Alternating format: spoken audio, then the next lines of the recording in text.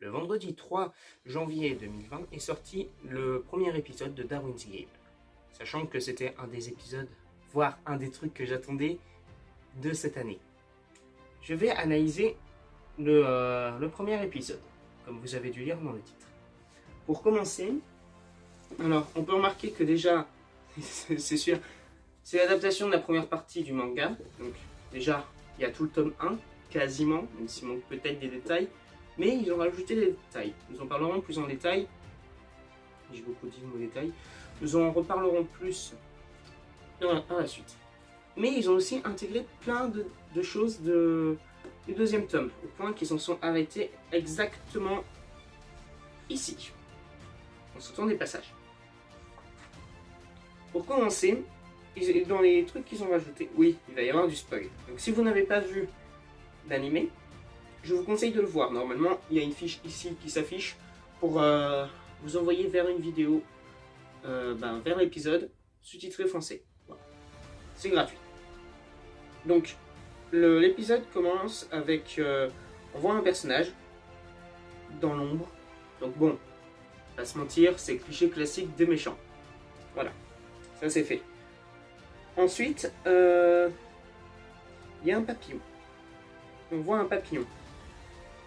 J'avais un doute, j'ai regardé du coup sur internet, et en effet, le papillon symbolise l'âme au Japon. Donc du coup, ce serait l'âme des morts, le papillon. On met ça de côté, on en parlera plus tard. Alors, une des personnes se met à courir et est menacée par un gars habillé en panda, joueur de baseball, qui le menace et qui a le pouvoir de devenir invisible. Le gars va se mettre à lui lancer des couteaux, enfin il a un pouvoir assez... C'est pas humain. Il demande à son ami, Kaname Sudo, de l'aider. C'est exactement les 5 premières minutes. C'est les premières parties du manga. Il devient... Voilà, Kaname reçoit l'invitation le lendemain et est plongé dans le jeu qui s'appelle Darwin's Game. Là, c'est là que ça devient intéressant comme œuvre. Un personnage que l'on ne connaissait pas, que je n'ai pas mémorisé le prénom, parce que j'ai du mal de mémoriser les prénoms. Les personnages principaux à peu près. Et encore. Un personnage qu'on ne connaît pas, qui ne vient pas du manga, apparaît. Et nous laisse sous-entendre qu'il joue dans Darwin's Game. Il prévient Kaname et j'en passe. Mais pourquoi le Darwin's Game est dangereux? On peut se poser la question. Comment dire? On n'en sait pas plus. Tout ce qu'on sait, c'est que Kaname va à l'infirmerie, et il y a la scène de l'infirmerie où il est malade, il va rentrer chez lui, et on découvre qu'il a utilisé un pouvoir qui a permis de créer un deuxième stylo. Voilà. Les bases sont posées. Nous sommes perdus, le personnage principal est perdu. Je mets ça aussi de côté, parce que ça va être important pour plus tard. Là, on revoit les deux amis du début de Kaname, y compris celui qui joue au Darwin's Game. Et il dit qu'il va passer chez lui pour lui expliquer le jeu, mais en chuchotant. Donc on peut supposer qu'il y a quelque chose de grave dans ce jeu. Lorsqu'il rentre chez lui, Kaname va, croiser le panda qui s'appelle Panda Boy. Là s'ensuit une scène où il va se faire poursuivre en sortant de la gare et tout. Un des trucs qui change, j'en parle vite fait, mais je résume d'abord l'épisode. Nous avons Kaname qui prévient un officier de la police qu'il est en train de se faire poursuivre par un gars déguisé en panda avec un couteau sur lui. Le policier se pose des questions et se fait, après avoir vu le panda, tuer. Là arrive en jeu le personnage, l'ami qui joue au D-Game de Kaname. On découvre qu'il a un pouvoir qui lui permet de voir la température des corps, donc de détecter, on va dire, les personnes. Ce qui est très utile contre quelqu'un qui peut devenir invisible. Ensuite, il se fait avoir, il se fait poignarder, et il a quand même réussi à tirer sur le panda. Car il a un pouvoir, enfin c'est pas un pouvoir, mais il a une arbalète. Ce qui est assez intéressant. Kaname va essayer de le sauver. Là s'ensuit la scène du parking où il reçoit un message de Shuka et compagnie. Et là, on revoit un papillon. C'est le troisième ou deuxième, je ne me rappelle plus, que l'on voit. Donc on peut supposer que le personnage ami de Kaname est mort. S'ensuit ensuite la scène avec le panda, le combat. Le panda se fait percuter et meurt parce qu'il a perdu.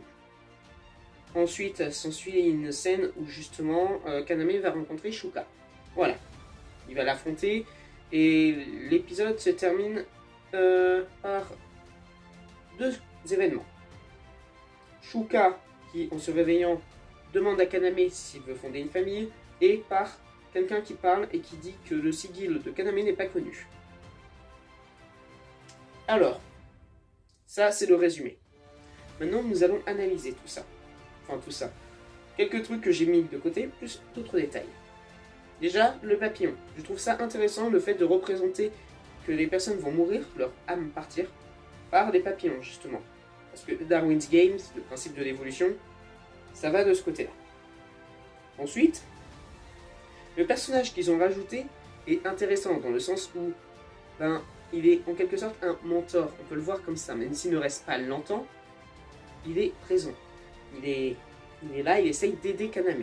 Il lui donne des petites cordes, on va dire, enfin des petites ficelles, des astuces. Mais il reste pas assez longtemps. Il lui explique quelques bases, enfin, c'est intéressant. Comme ça, il n'y a pas que Shuka qui lui explique. Ensuite, on ne sait pas qui est le Panda Boy. Dans le bouquin, on sait qui c'est. Dans le bouquin, je vous le spoil vite fait, c'est un prof. Là, on ne le sait pas. Le policier est censé rester plus longtemps en vie. Il y a une scène avec le policier, et c'est le policier qui blesse le panda. Là, c'est l'ami qui le blesse. Ensuite, ils ont coupé quelques petits passages. Par exemple, ils ont coupé le passage où Kaname reçoit une invitation au premier événement du jeu. C'est quand il y est. C'est la chasse au trésor. D'ailleurs, très intéressant. Et en plus de ça, il coupe le passage de Kaname avec Shuka qui lui demande si il veut fonder une famille avec elle. J'aime pas trop cette fin, pour deux raisons. Première raison, on peut croire qu'en terminant comme ça, qu'il y a une romance entre Kaname et Shuka. Or, cette romance n'apparaît qu'à partir du tome 15 ou 16. On n'est qu'au deuxième tome, actuellement. Si on suit la logique. Même si Shuka a des sentiments pour Kaname et qu'elle le dit clairement. Ça ne sera dit vraiment, où ils seront ensemble à partir du tome 15 ou 16. Je ne me rappelle plus très bien. Et ensuite, c'est, comment dire, comment ça se termine? J'aime pas trop aussi dans le fait où c'est mal interprété. Parce que comme j'ai dit, on peut interpréter qu'il y a une romance. Alors que non, fonder une famille, c'est fonder un clan. Ça n'a rien à voir. C'est un clan. Ça sera mieux expliqué plus tard. Ensuite, le fait d'intégrer l'analyste à ce moment-là est intéressant, car justement, oui, le personnage, je vais pas dire son nom, c'est l'analyste. C'est un personnage que je trouve assez intéressant, le fait de comment il a été introduit. On ne connaît pas ce personnage, et d'un coup, on nous l'annonce comme ça. Et c'est quelqu'un qui mange du sucre, enfin des bonbons, et qui en plus espionne et apprend des choses sur les joueurs, ce qui est intéressant. J'ai omis un détail tout à l'heure, quand j'ai résumé, c'est la scène avec les 8 et One. Très bonne scène. Donc, on voit One prendre contrôle de Shibuya. C'est une scène gore, on va dire. C'est pas la scène la plus gore du manga, et de l'anime, ça en est très loin. Mais c'est une très bonne scène, c'est bien expliqué. Il y a un seul truc que j'ai pas aimé dans cette scène, et qui est là dans tout l'épisode, c'est le sang. Pourquoi? Je m'explique. Premièrement, le sang, on dirait du ketchup. Mais vraiment, on dirait les bons vieux effets spéciaux des années 70, avec du ketchup. Et deuxièmement, le bruit, ça fait à la bouche. Donc, voilà, c'est embêtant. Ensuite, autre détail qui m'a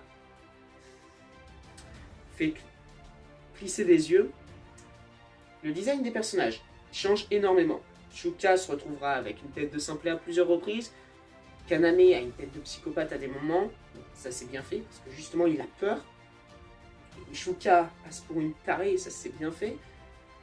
Et surtout, le détail des yeux. Les yeux changent de couleur quand ils activent leur sigil. Ça, je trouve ça intéressant.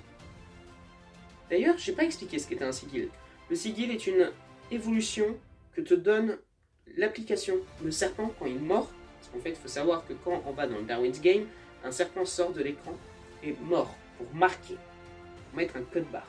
Et en fait, en faisant ça, il donne un sigil propre à chaque joueur. C'est une évolution que Darwin's Game. Darwin étant le père de l'évolution de l'homme, en fait. La théorie de l'évolution, c'est de lui. Donc du coup, le terme du sigil, c'est justement ça. Par exemple, Shuka, elle, contrôle les chaînes et autres. Wan, par rapport à l'épisode 1, coupe sans toucher. Il y en a un qui devient invisible, enfin, chacun a leur pouvoir différent. Et c'est ce qui rend cet univers riche et varié. Voilà. C'est à peu près tout ce qu'on peut en conclure vite fait, si on analyse. Le manga respecte, enfin l'anime respecte énormément le manga, si ce n'est les libertés qu'ils ont pris, que je trouve très intéressant. Le fait de rendre Shuka une psychopathe, c'est juste génial, parce que vous verrez par la suite, qui ont lu les mangas, c'est une tarée, c'est génial. Kaname qui comprend pas, et nous non plus, on est quand même on est des gens qui regardons cet animé, c'est la première fois qu'il arrive, c'est le premier épisode, on ne sait pas ce qui se passe, même en ayant lu le manga, on se demande ce qui va se passer, car ils ont pris des libertés, ils ont quand même rajouté un personnage, et j'en passe. Donc du coup, on peut se poser plein de questions. On ne comprend pas, et on s'identifie au personnage principal, ce que je trouve d'ailleurs très intéressant. Par contre, en plus des petits détails que j'ai dit tout à l'heure, l'opening, très belle chanson que vous êtes actuellement en train d'écouter depuis tout à l'heure, me fait mal. Pourquoi? Parce qu'il spoil. Je m'explique. On voit la tête de l'analyste, et on comprend que l'analyste va rejoindre Kaname et Shuka. On comprend que Shuka et Kaname sont ensemble, dans le sens ils traînent ensemble, on ne sait pas plus. On voit Renji, qui est mentionné dans le tome 3 ou 4. Sui et... j'ai perdu le prénom de son frère, on les voit, alors qu'ils ne sont mentionnés que dans le tome 4 ou 5. Enfin, voilà, et en plus, il nous spoil les 2 sigils de Tsui. Je ne vais pas expliquer pourquoi, mais Tsui est un personnage très complexe par rapport à ça. Elle a 2 sigils à la place d'en avoir un. C'est Shaun Frost, si vous avez la référence. De la première saison, évidemment. Ensuite, qu'est-ce qu'il y avait d'autre à souligner? Deuxième saison, merci. Shaun Frost. Voilà, c'est à peu près tout. Si ce n'est que l'animé commence exactement comme le manga, avec des dessins, je vais pas dire simplistes, mais le personnage principal qui n'a pas trop de détails, qui est pas beau, et j'en passe, et qui le devient plus tard. Je l'espère. Voilà. Si je dois noter ce premier épisode sur 10, je lui donnerai la note de 7,5 sur 10. C'est mon manga préféré. L'animé est très prometteur. Ils ont un filon de malade. J'espère vraiment qu'ils ne vont pas en faire de la merde. J'espère vraiment qu'ils vont réussir à retranscrire, comme ils ont fait dans le premier épisode, les idées du manga. Même si, bon, le passage de est-ce que tu veux confondre une famille,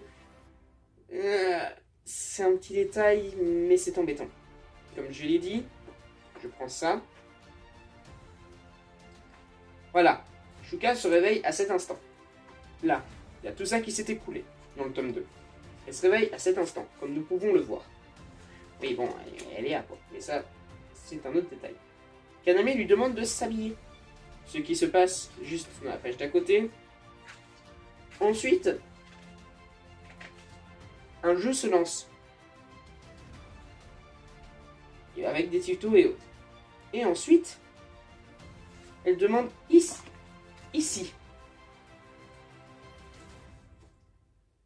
Si il veut fonder une famille avec elle. Et juste après, il lui explique. Sachant qu'il y a l'introduction d'autres personnages, entre-temps. Et l'analyste apparaît pour la première fois à cet instant, la scène que l'on voit à la fin apparaît ici. Un petit peu avant la fin. Voilà. Je vais peut-être faire une suite à cette vidéo, où cette fois-ci je parlerai évidemment de l'épisode 2 quand il sortira. Je vous dis à bientôt pour une prochaine vidéo.